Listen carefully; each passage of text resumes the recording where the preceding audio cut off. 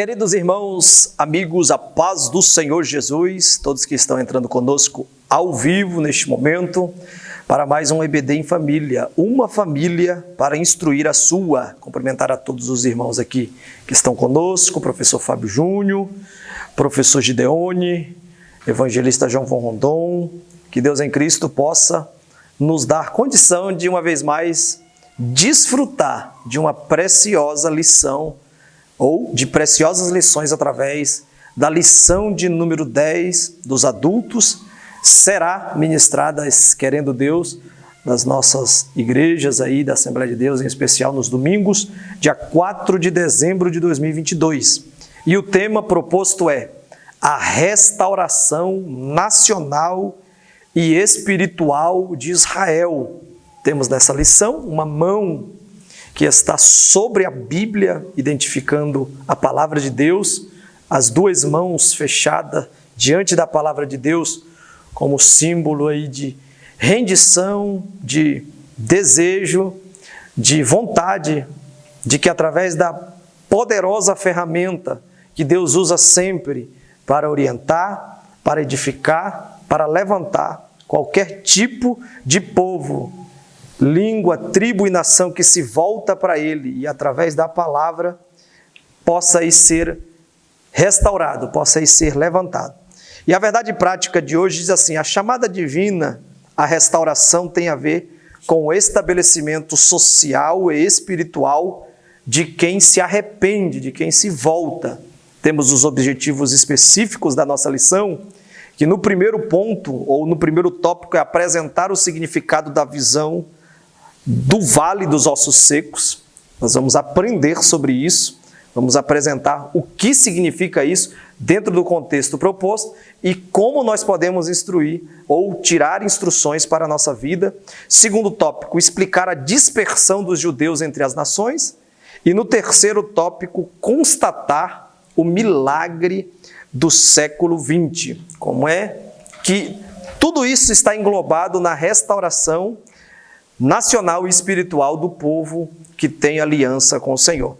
E para o nosso primeiro tópico aqui, temos o professor Gideone, vai estar aí nos ministrando riquíssimas lições sobre o significado do Vale de Ossos Secos. Fique conosco, compartilhe, abençoe a vida de alguém para entrar conosco nesta preciosa lição.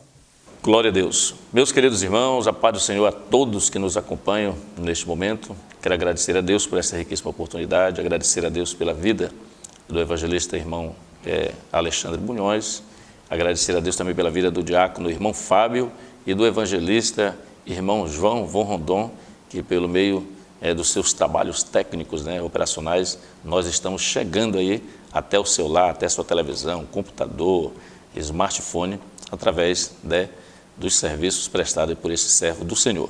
Meus queridos irmãos, nós estamos estudando, já como mencionado pelo nosso querido irmão Alexandre Munhoz, a lição de número 10. A lição de número 10, que nós estaremos encerrando no dia 4 de dezembro, no domingo próximo, em todas as congregações da Igreja Assembleia de Deus, em Rolim de Moura, no estado de Rondônia e no Brasil inteiro, sobre o tema a restauração nacional e espiritual de Israel.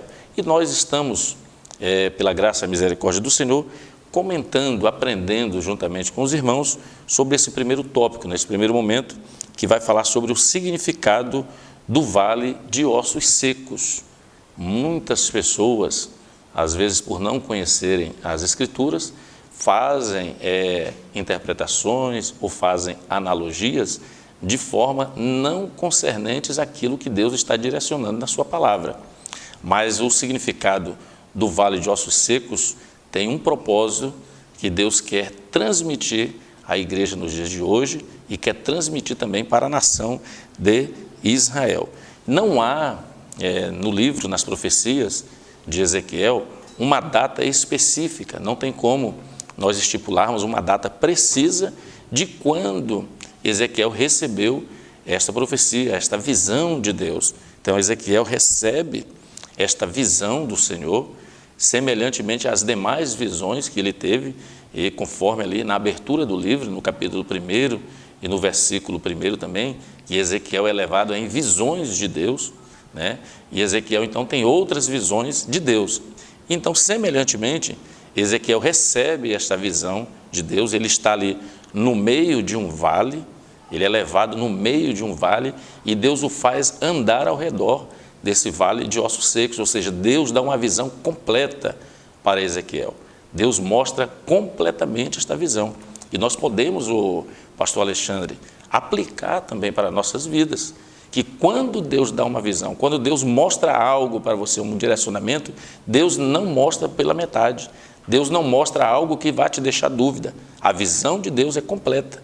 Ezequiel estava então ali no meio desta visão, desse vale, e Deus dá uma visão completa desse vale de ossos secos. E nós temos aqui uma observação que nós podemos destacar, que Ezequiel aponta que ele está num vale, e esse vale está cheio, uma grande quantidade de ossos secos.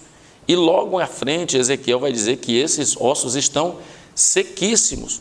Então nós temos a quantidade e nós temos então a qualidade em que esses ossos estão. Então é uma grande quantidade, enorme, de ossos, né, de pessoas que morreram e estavam ali sepultados, vamos dizer assim, naquele vale, e aqueles ossos estavam sequíssimos, dando-nos a entender que porque um corpo, para chegar a esta fase de que está sequíssimos, ou seja, tudo naquele corpo havia secado, todos os líquidos, todas aquelas questões biológicas havia secado. Então aquele corpo, aqueles ossos estavam ali há muito tempo naquela situação.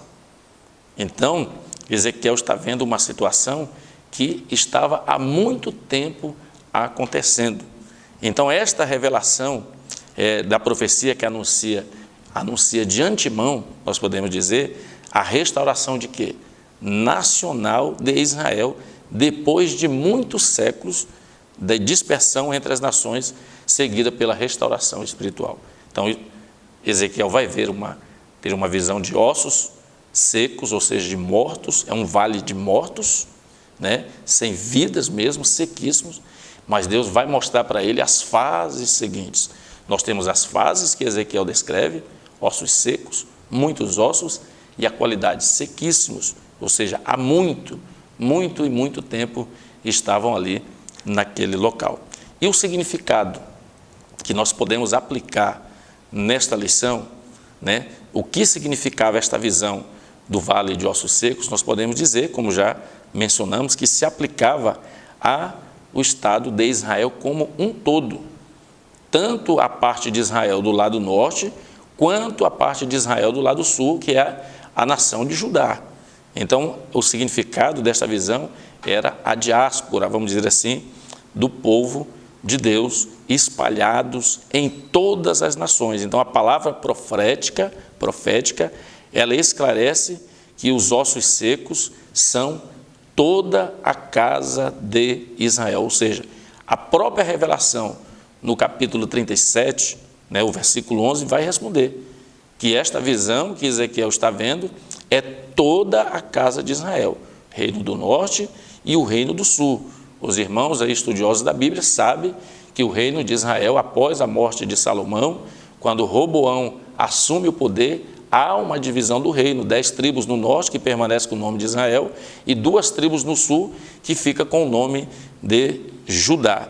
Então, esses ossos secos são, então, toda a casa de Israel que sofreu perseguições das nações vizinhas, né, foram perseguidas e assim se espalharam, foram desligadas, né, de sua nação. Então, os seus ossos secaram, e essa expressão significa o quê? Uma ruína definitiva. E o comentador traz aqui para nós essa observação. E pereceu a nossa esperança. Nós estamos cortados. Esta era a visão do povo de Deus naquele tempo. Eles estavam espalhados, desligados da terra em que eles haviam sido prometidos que eles haveriam de morar, e agora estavam espalhados.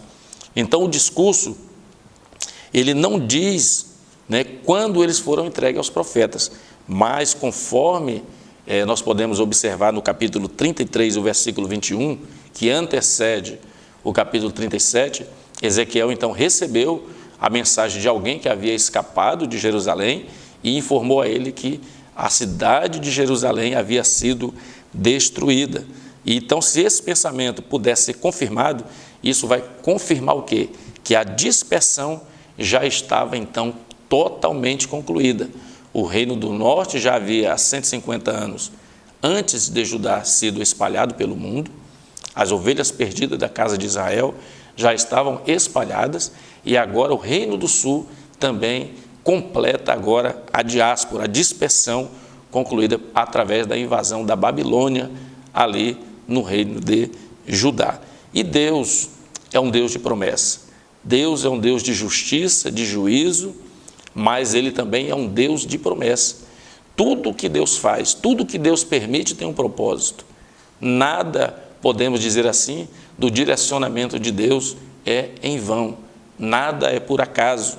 Tudo tem um propósito. E Deus mesmo falou que Deus fez a ferida, é o que está em Oséias, capítulo 6, o primeiro, e o versículo 1, lá na parte B, que Deus fez a ferida e Ele mesmo as ligará. Deus, Ele permitiu que Israel e Judá, toda a casa de Israel, passasse por essas perseguições em resposta à sua própria palavra. Porque Deus já havia advertido o povo, ali ainda sob o domínio, a liderança de Moisés, que se eles não andassem nos mandamentos do Senhor, eles seriam espalhados por todas as nações, então eles seriam dispersos. Então Deus, Ele fez a ferida e Deus mesmo ligará. Então, palavra de justiça, de juízo, mas também uma palavra de restauração e de promessa. E essa visão vislumbra a restauração nacional e, em seguida, uma restauração espiritual. Glória a Deus, muito bem colocado aí pelo professor Gideone. Temos aí, nesse capítulo 37, especificamente, o procedimento espiritual, como Deus iria promover a restauração e que condições Deus mostra ao profeta, que era um porta-voz do Senhor diante do seu povo, para identificar a dimensão e o tempo que Israel, o povo de Deus, estava aí distanciado, totalmente destoado da vontade, do projeto, dos desígnios do Senhor.